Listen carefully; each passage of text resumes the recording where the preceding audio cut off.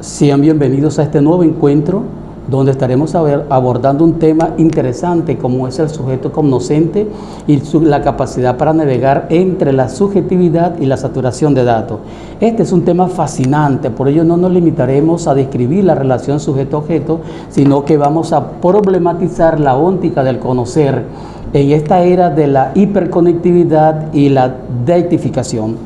En la modernidad clásica podríamos comenzar diciendo de esta manera. En la modernidad clásica, el desafío del sujeto investigador era la escasez de datos y la dificultad para accesar a la fuente. Hoy en día, el obstáculo es la finitud. El sujeto cognoscente ya no se enfrenta solo al vacío, sino que a una saturación que amenaza con disolver la capacidad de juicio. Y sí, como lo afirmaba el filósofo de Baruch Spinoza, toda determinación es negación, porque la acumulación infinita de datos genera una ceguera por efecto de luz. Bajo el prisma del paradigma epistemológico clásico, el sujeto cognoscente se definía por la distancia crítica con respecto al objeto. Sin embargo, en la actualidad esta distancia ha colapsado. La saturación de datos no es solo un exceso de información, sino una nueva esfera óntica, una nueva realidad. El sujeto ya no solo conoce el mundo, sino que es procesado por él. Lo que se puede decir que el reto actual reside en cómo la subjetividad humana, que es esencialmente finita y narrativa, navega en una saturación de datos que es por definición asimbólica y por supuesto infinita.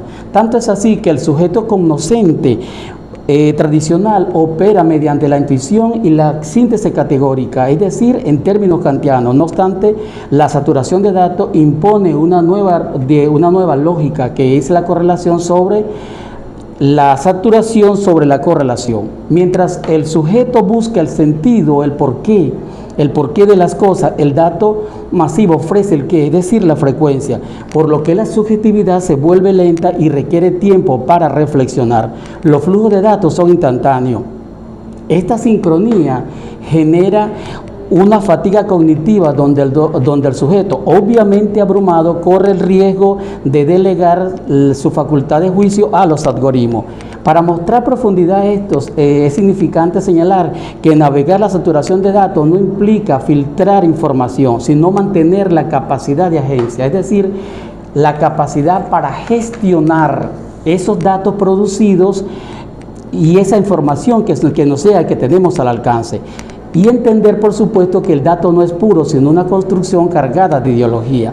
Filósofos como Byung-Chul Han, Virilio, Baudrillard, Batman nos dicen que la saturación de datos genera una paradoja. Es decir, tenemos acceso a todo el conocimiento del mundo en un bolsillo, en un aparatito, pero estamos más desorientados que nunca. El exceso de luz, es decir, el dato, termina por cegarnos en la oscuridad. En virtud de lo antes expuesto, el sujeto cognoscente del siglo XXI no debe rechazar el dato, sino subjetivarlo. La navegación exitosa ocurre cuando el sujeto cognoscente utiliza la saturación de datos como un mapa, pero manteniendo la brújula de su propia experiencia fenomenológica. La sabiduría no es el cúmulo de información, es la integración de esa información en unos patrones o marcos de valores humanos en el contexto histórico. Siguiendo a Byung-Chul Han en su obra Sociedad de la Transparencia, este filósofo surcoreano nos dice que los datos no son narrativos, sino aditivos. El dato carece de aliento, es una unidad de información sin horizonte de sentido.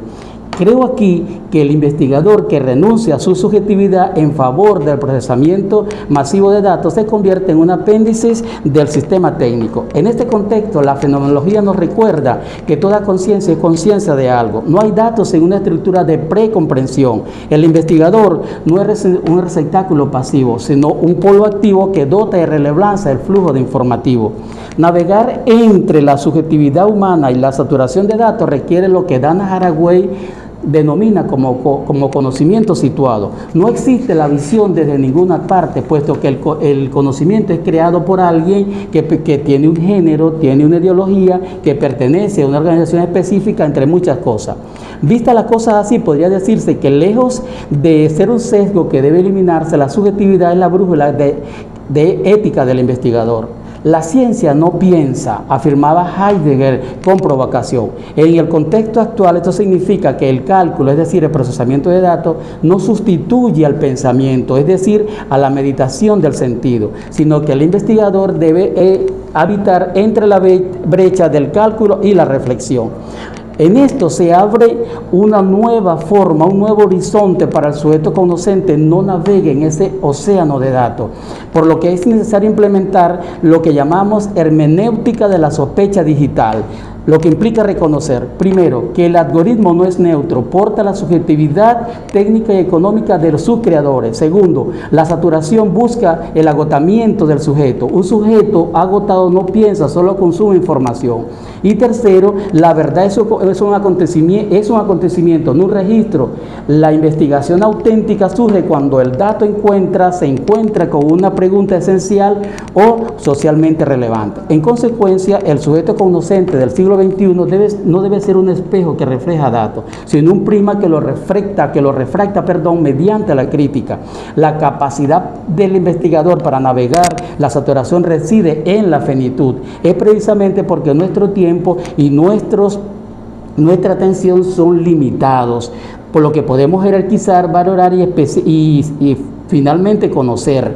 La subjetividad no es un obstáculo para la verdad, es el lugar donde la verdad puede acontecer.